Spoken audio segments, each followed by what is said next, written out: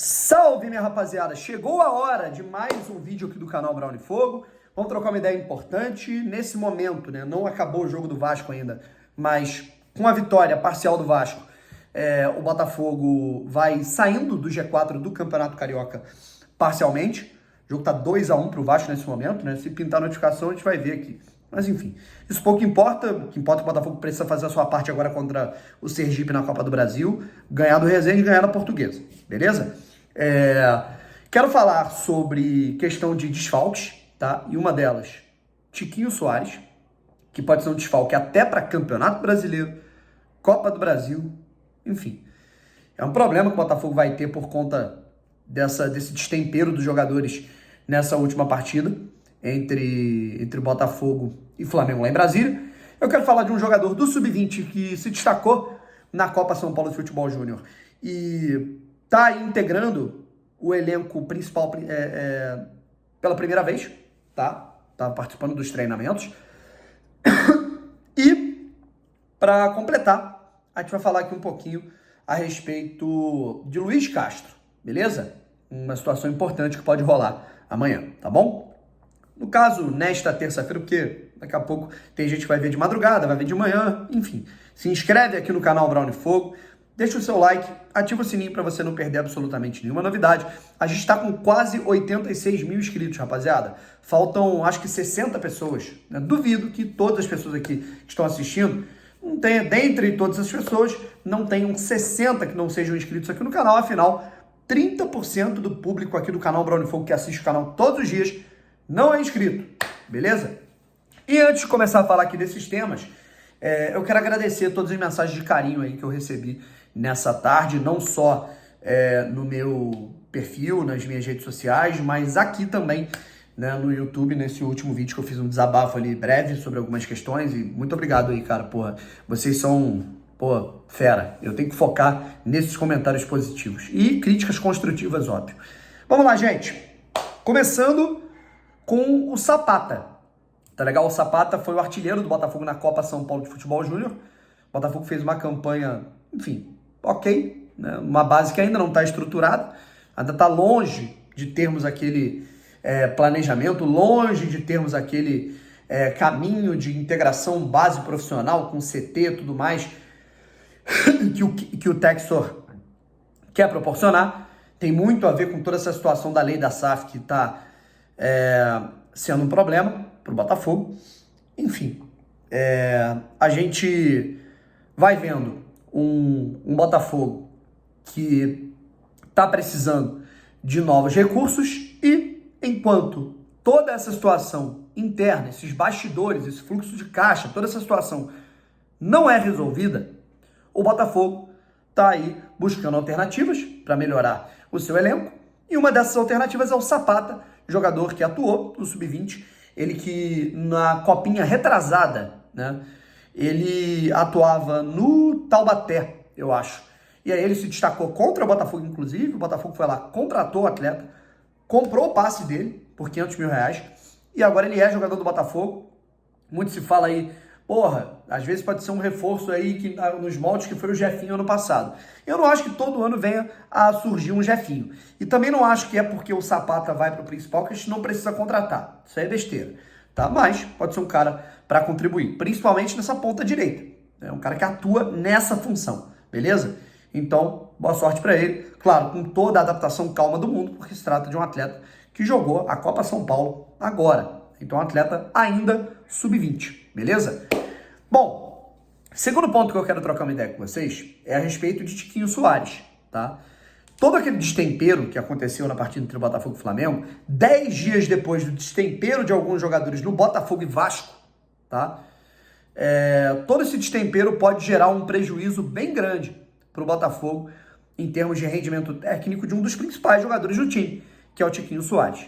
O Tiquinho, no momento que ele foi expulso, tá? Aquele árbitro, assim, uma coisa não justifica a outra, gente. O árbitro estava irritando, ele estava querendo irritar, ele estava querendo fazer pose, né? Isso eu digo até por dois lados, assim, eu acho que mais para o Botafogo do que para o Flamengo, mas assim como o Tiquinho quase bateu no árbitro. O Marinho, num determinado momento, quase bateu no árbitro também, que ele fez uma pose para dar um amarelo para ele. Agora não lembro se foi o Marinho ou se foi o Cebolinha, mas enfim, não importa aqui. Mas o Tiquinho Soares, né, ele perde a razão quando ele dá uma cabeçada no árbitro, certo? E aí isso se configura como agressão ao árbitro.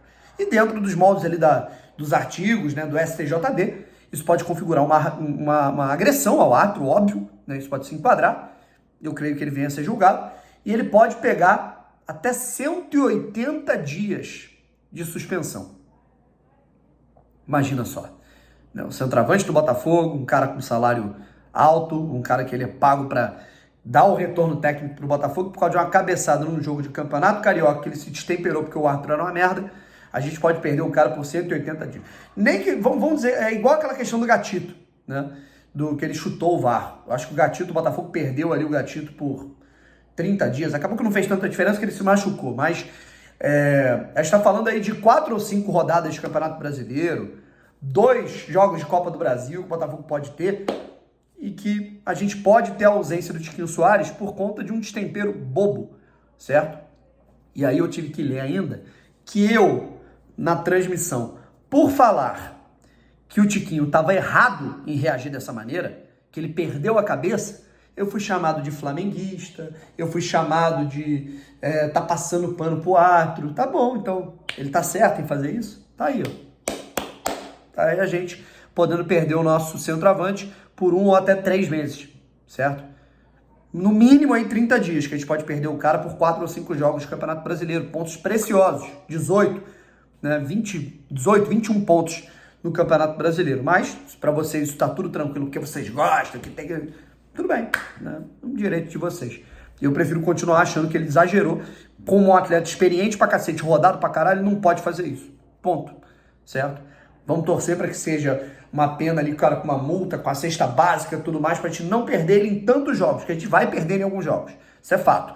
E eu não duvido nada que ele seja suspenso agora para semifinal e para final do Carioca. Mas só o de menos. O que me importa é com a Copa do Brasil, com o Campeonato Brasileiro.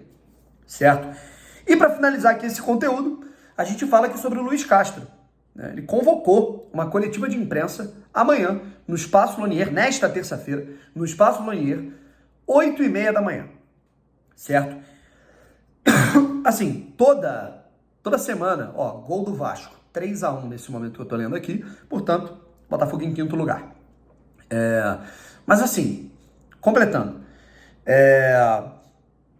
já tivemos 3 vezes, não, na verdade foram 2 ocasiões em que o Castro convocou a coletiva, porque o que acontece? Geralmente você tem um dia por semana de treino aberto, né, em que a imprensa pode ir lá, entrevista um dos jogadores que vai para a coletiva, aí depois rola algumas atividades ali, são 10 minutos ali que a gente pode ver o treino e depois a gente vai embora.